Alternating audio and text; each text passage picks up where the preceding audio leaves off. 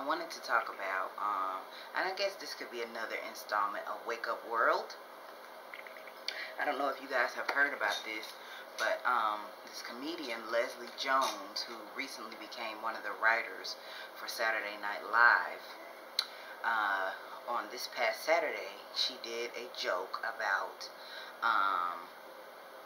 slavery and about forced breeding with slaves. And of course, Twitter let her have it. You know, as always, Twitter, Tumblr, all the social media was just like, girl, get your life together. And she was saying that that wasn't rape. She wasn't talking about herself being raped by a white man.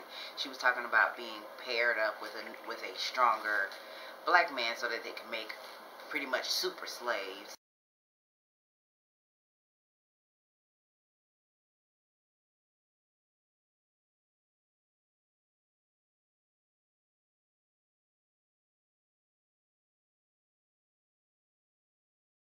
And she thought this was funny. She thought this was a good joke. I think a lot of black people were really just hurt by it because a lot of times, you know, when you get to a certain level in the business and you're trying to, you know, maintain like your cash flow, you know, you're trying to maintain your work and stuff like that. Sometimes you'll sell yourself out a little bit, you know, to be funny. And it was one of those things like with Dave Chappelle, when he quit, everybody was like, why would you quit?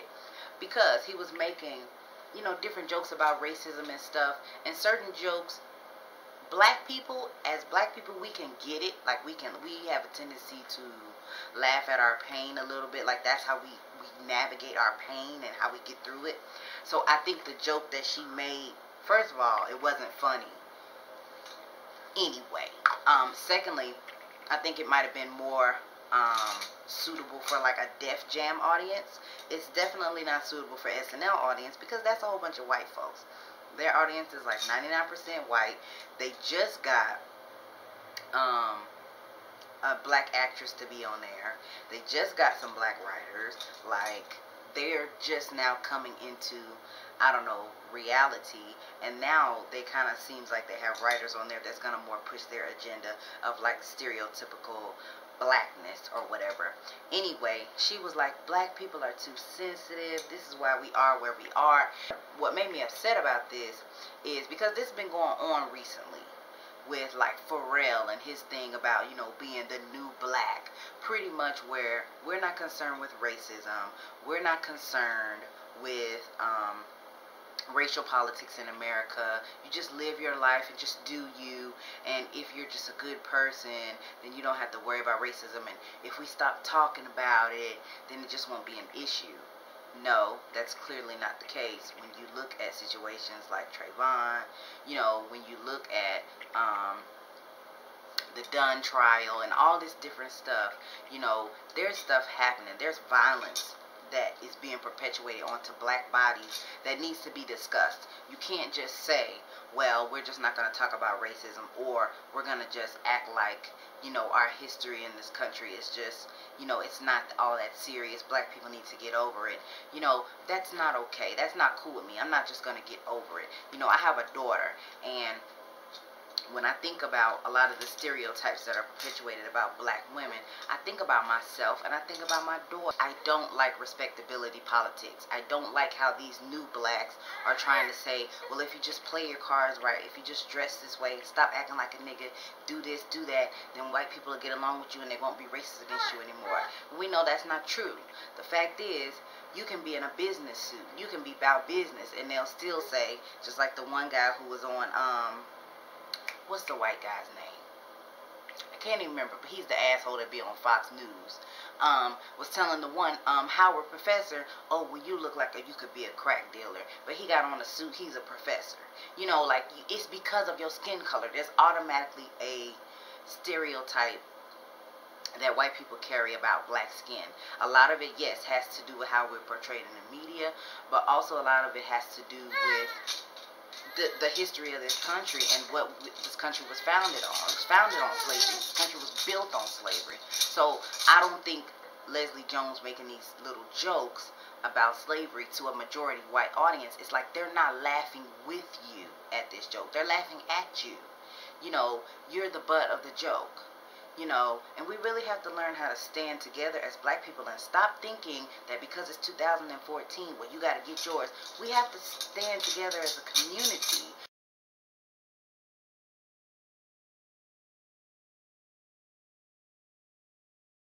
We have to learn how to be a community again, because everybody trying to do this individualistic, well, I'm going to get mine, I'm going to act this way, I'm going to shuffle, I'm going to do, you know, I'm step and fetch it, you know, and do whatever to make these white people happy.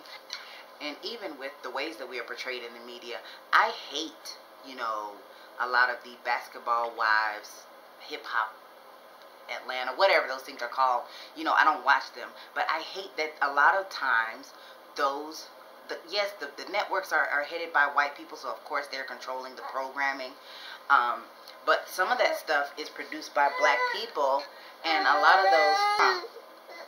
What's wrong, Mama? See, she mad too. Tell me why you're mad, baby. A lot of those images that are being, those negative images that are being perpetuated about black women are actually being produced by black women and written by black women, and we're not thinking about the fact that these are the images that white people are seeing. They don't it's not the same. Like, we have to deal with white people on a daily basis because that's the society that we live in. They're the majority in America. But in a general sense, white people don't have to deal with us. They're not forced to on a daily basis. So their images of black people is what they see in the media. That's why they think, you know, saying all black girls are named Keisha, they think that's funny. Or saying that all black girls are like, and ghetto and ratchet, they think that's funny because they don't understand that we're not a monolith. We are so multifaceted, and there's so many different versions of us. Yes, do I enjoy a little bit of ratchetivity every now and then? You sure I do. My husband and I both are college educated, very intelligent. We can speak forever on a plethora of topics. But the fact is, do we like a little ignorant every now and then? Sure we do.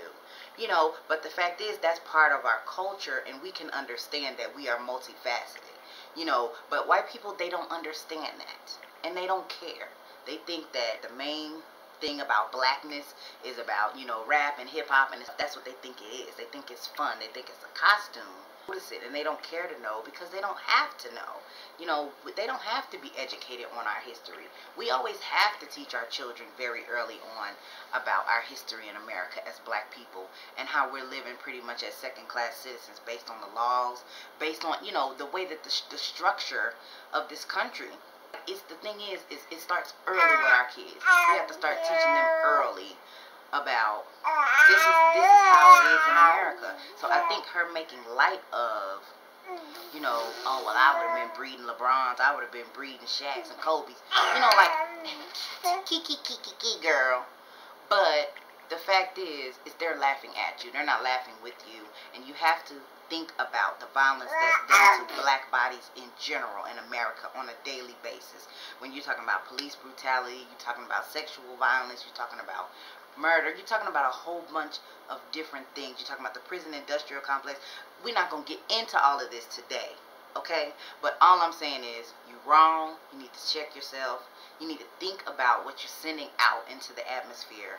And you have to think about the joke in the context of America. Like, this joke is not happening in a vacuum. So you have to think about the context, and you have to think about the backlash that's going to come because of it. You can't just say what you want to say and not get any negative reaction from it. People are going to have something to say. Black women generally are abused at higher rates. Like, it's just women of color in general. There's more sexual abuse. So when you're talking about rape, when you're talking about assault, and even though you're using the context of slavery, I have been raped. I have been molested during my childhood. So that's something that's a very sensitive topic for so many of us. When I was in college, I was living in a house with 4 girls. 3 out of the 4 of us had all been molested during our childhood, before the age of 18. So you can't just make rape jokes, and that's with outside of the context of slavery. That's just in a general, by maybe a family member or, you know, your mom's boyfriend or something like that. That's not even in the context of slavery. So when you're talking about violence on black bodies in that kind of way,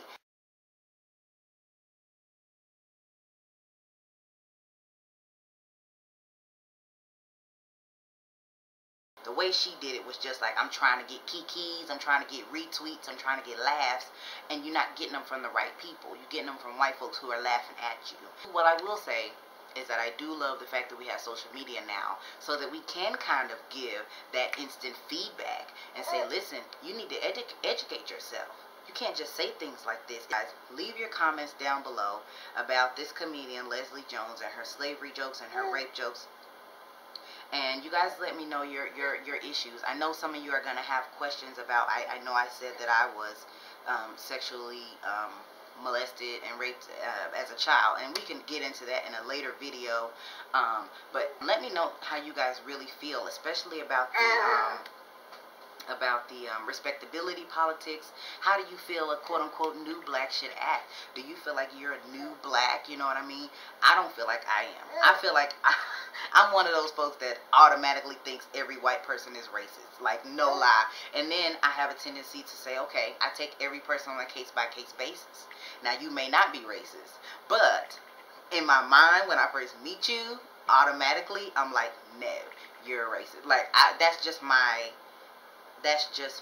base. That's my baseline.